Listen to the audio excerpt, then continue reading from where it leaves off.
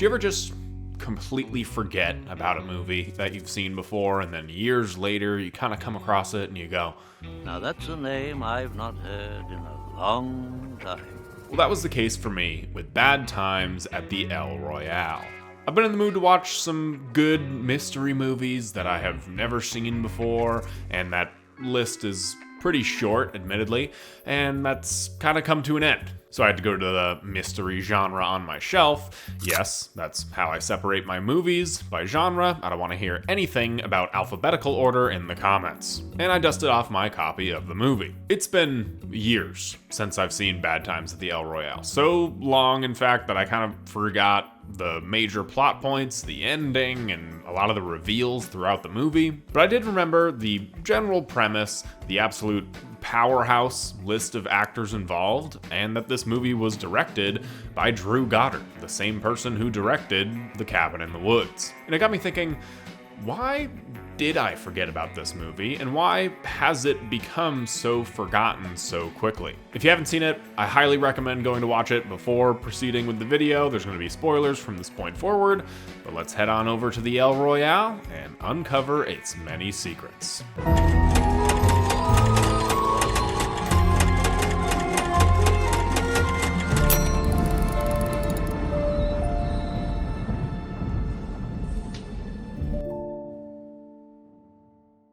So for those who need a refresher or are just ignoring the spoiler warning, Bad Times at the El Royale takes place at the El Royale Hotel in 1969. The hotel stands on the state line between Nevada and California.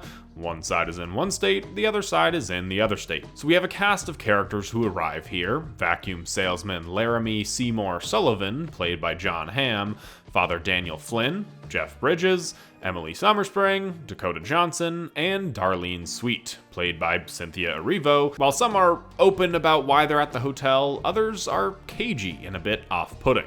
These are the only guests that check into the hotel. There's only one person working here, which is Miles, played by Lewis Pullman, doing his best Tom Holland impression. And apparently the reason for such few visitors is that the El Royale had its gambling license revoked a few years back. But it's not too soon afterwards that we see 3/4 of the people who are here are lying about what they're actually doing here. So we have these 4 people who arrive at the hotel. There's one singular person in charge, and all of them in some way are hiding something.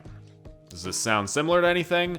If you said Clue, then yeah, you're exactly correct. This is essentially the same setup that Clue offers. While they weren't specifically invited to the hotel, they just happened to all arrive there at the same time, it is still very similar. Now from here on out, we get some more insight and really the background of each 4 of these characters, starting with Laramie Seymour Sullivan, who seems to be really great at catching bugs for a vacuum salesman. And that's of course because he's not a vacuum salesman after all. He's actually an undercover FBI agent named Dwight Broadbeck, investigating the El Royale under direct orders from J. Edgar Hoover himself. What exactly is he investigating? I'll get to that in a bit. But through his point of view, he finds this secret hallway that gives us a look into the other guests, who also clearly have secrets to hide themselves. Some of them innocent, others not so much. But we also know that these people, even before this scene, aren't who they say they are because, well, it is a mystery movie.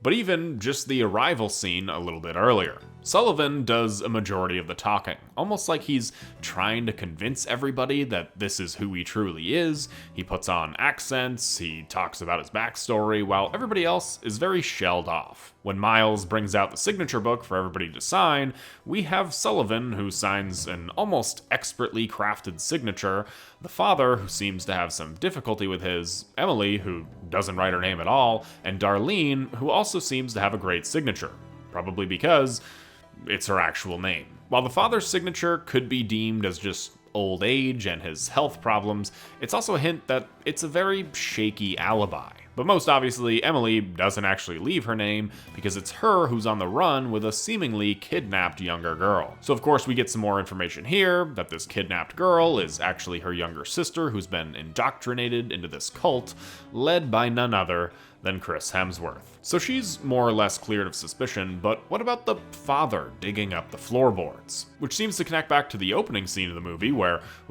wait a minute, Nick Offerman digs up the floorboards to hide something underneath them. Hot take here, but I don't really think that this father is a real father after all. Oh, and that's true, because he and Nick Offerman were bank robbers, and Ron hid the money underneath the floorboards. See? I knew it. I'm like a master of mystery, I guess. So that's 3 people who are either hiding why they're here, or are just flat out pretending to be somebody that they're not, leaving just one, and that's Darlene. During her backstory, we learn that she really is a singer, but it's cheaper to stay in hotels outside the city. So that's why she's here. Pretty rough time to choose to stay at the El Royale when all these people get there. So we have these 4, or technically 5 people staying here, all from different backgrounds and reasons, but during this rewatch, I kind of found myself wondering, why? What's so important about the El Royale? Sure, it's a cool location, there's clearly something off about it, but it's just a seemingly random reason that it takes place here. Or is it?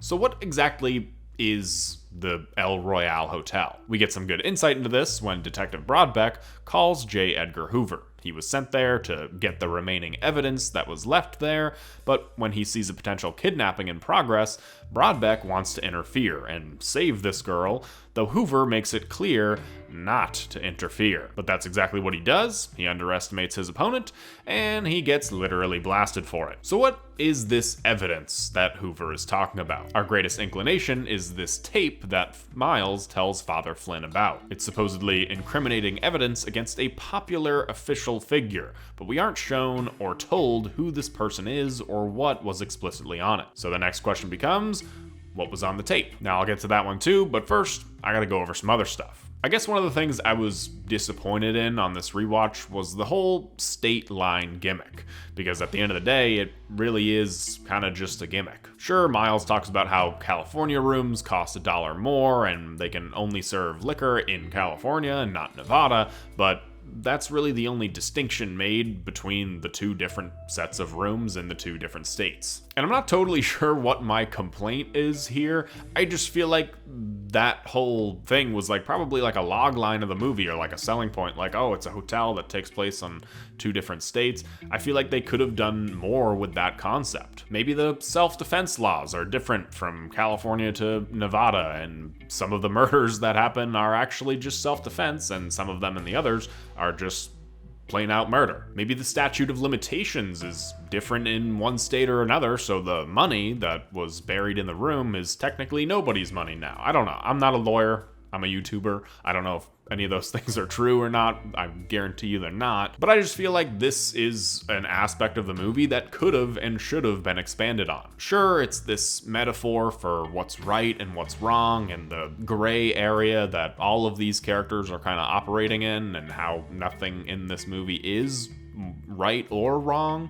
But that metaphor just didn't really pack a punch or like deliver it all that well. At least it didn't for me. I also feel like some of the reveals in this movie just come across a bit flat, or at least like out of order. We see the father digging up the floorboards. This seems like a massive reveal that's just casually brought to our attention, along with when he goes to drug Darlene's drink. And while her hitting him with the wine bottle is a great and unexpected moment, it does seem a bit extreme given her character's mostly innocent backstory. Emily shoots the detective and somebody's behind the wall. Well, we know who's behind the wall, and the fact that there's a behind the wall in the first place. I feel like with a movie like this, pacing and the reveals along that pacing is the most important part of the film. And for a large part of that movie, I just feel like a lot of it is out of order. Let John Hamm's character be a creep and then reveal that he was this agent trying to do what's right after he breaks into the room. This movie is non-linear, and that is one of its strengths. Seeing the interlaced storylines and points of view is the highlight of the second act, but some of these things just aren't given enough emphasis, or I feel like they come across a bit flat. I almost think like there could be a re-edit of this movie, maybe saving some of the characters' backstories and reveals for afterwards. Like, I feel like it's weird that we start off with John Hamm's backstory and learn that he's the FBI agent, I feel like that one should have been probably one of the last backstories that we learn. Introduce the tape to us and talk a little bit about what's on it, and then eventually go into John Hamm's backstory, Laramie Seymour Sullivan, and introduce the idea that, oh, he's an FBI agent, that clearly must be what he's after, that tape. Then the reveal of there being something behind the mirror would also be that much more shocking if we didn't already know that there was something behind the mirror. I feel like a re-edit could have done a lot more for the story and the characters in the story, more specifically, the dynamic between the two sisters. I feel like this is supposed to be an emotional through line of the film, the sisterhood, doing everything you can for your loved ones. And while initially I think this comes across, the way this story ends feels like they just needed to kill off some more characters. 2/3 of the way through the movie, there's like two different groups forming. There's of course the sisters, but then there's also Father Flynn and Darlene, who and their dynamic is the actual emotional core of the movie. Early on, we see how affected the father is by Darlene singing, so much so that even though his mind isn't what it used to be, he invites her out to try and see if there's anything to eat or drink, just to get some more company. While he has ulterior motives for this invitation, trying to get her out of the room so that way he can dig up her floorboards, they do share a sincere moment. And I gotta say, Jeff Bridges delivers a phenomenal performance. I mean, duh, he always does. But I'd even say that this is like a top 10 Jeff Bridges performance, and I know that that's saying something, but he really is that good, and he raises the quality of the movie single-handedly. But once these two sides are formed, we have the tape, we have something important there, we have the money. Here comes Billy Lee.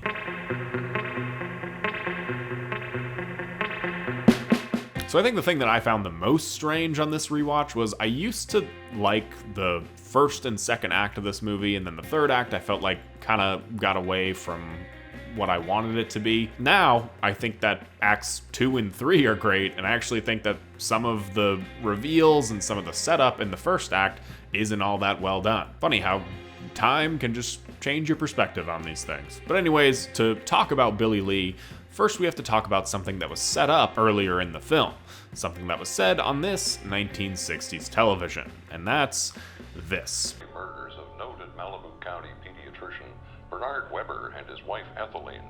From what we see of Billy's cult, we see that they are very clearly willing to do some aggressive or violent things to get what they want, and this all comes into play in the third act. Throughout the film, we see flashes of Rose seemingly enacting an act of violence, which is presumably the murder of this couple on the TV, which reminds the audience of Charles Manson and what his cult did back in the 1960s. So when Billy Lee arrives, the film quickly becomes a Tarantino movie third act, lots of violence, reveals, and just overall shocking moments. Maybe this is why I didn't like the third act when I first watched it, because I'm not a Tarantino fan. I think I held that as some like badge of honor as a film bro in college. Now I just don't like him because his stuff just doesn't do anything for me. I don't know, I'm not a feet guy. Billy is able to see through the father's disguise, and when he interrupts Darlene's singing, saying that he's heard better, that's an insult too far for Father Flynn. The hotel is set ablaze, there's gunfire, and people falling left to right, but we also see Miles' backstory, how he was in Vietnam, and he's no stranger to violence himself. The film ends with the father, really Doc O'Kelly, going to listen to Darlene perform. What a nice ending. But, what was on that tape? Miles specifically tells the father he shouldn't be here, that bad things happen here, so he tells Miles that's exactly where he should be. J. Edgar Hoover tells Broadbeck that he shouldn't engage with the kidnapping, and he should just focus on trying to get the evidence from the hotel. The father finds this evidence, it's eventually brought out, and everybody says it's a recognizable figure, but it's never stated who. And it's also stated that the man on it is now dead. To answer who's on the tape, you have to first realize that the El Royale Hotel is based on a real hotel from the 60s, the Cal Neva, a real creative name for a hotel that is on the California-Nevada state line. But many famous figures visited this hotel, including Marilyn Monroe and the Kennedys. When the hotel reopened in 2001, several employees went on record talking about the rooms, who stayed in them, and the catacombs that were underneath the hotel. Given that Marilyn Monroe's picture is at the hotel, insinuating that she stayed there at one point, given that everybody knew who it was on the tape, it's heavily insinuated that the person on this tape was JFK. But this also doesn't make a whole lot of sense. Miles says that he never sent the tape forward to management because the person on the tapes was nice to him, and nobody was ever nice to him, so he kept it. This movie takes place in 1969, but Miles says that he saw this figure last year. So that means it can't possibly be JFK because he died on 11/22/63. Something I learned from the TV show 11/22/63, and also, general history knowledge. Go watch that video. But even the director, Drew Goddard, has talked about the film's connection with the real hotel and the rumors around JFK surrounding it, so it seems awfully purposeful that he never names JFK, and we never know who it is on the tapes because, well, it doesn't matter who's on the tapes. The director of the FBI sent an agent to this hotel to collect this information, to disregard the kidnapping in progress because it wasn't important. Miles talks about how he's seen and done terrible things and sent the tapes up to management, an entity that we don't learn anything about throughout the entirety of the movie. The whole point of this tape and this plotline and what it's doing in the movie is it doesn't matter who was on the tape. It was somebody higher up, it was somebody who had connections, it was somebody important, and they were never gonna face the consequences of their actions. But at the hotel, we have these guests, this woman who's trying to make it as a singer, an old man with dementia trying to get some money, a sister trying to save her sibling, and an FBI agent who goes against his orders to try and do what's right. Meanwhile, a cult interferes and doesn't let any of this get out. The whole point of this is that all of these smaller people, all of these smaller figures are too busy fighting with each other instead of trying to fight the bigger fight, the more important fight in that sense. And because of this, I think that this movie is actually more topical today than it was even just a couple years ago in 2018. I guess the moral of this video is to go and rewatch that movie you've been thinking about rewatching. Maybe it's a movie you recently relearned about or you thought about and you're like, oh man, I haven't seen that in a while. Maybe you kind of liked it, or maybe you wish you liked it more, but if you've been thinking about it, go watch it. You've been through things the past couple years, probably since you last watched it, that if you could tell your younger self about, you would never have expected. Maybe you'll have a whole different perspective. Maybe you'll like it a whole lot more. Maybe you'll find, like I did, different parts of the movie that you like more than the first time you watched it, or I don't know, maybe you just might hate it. But go watch that movie. It'll probably give you a whole new perspective on yourself that you didn't have before. And also, watch this movie too.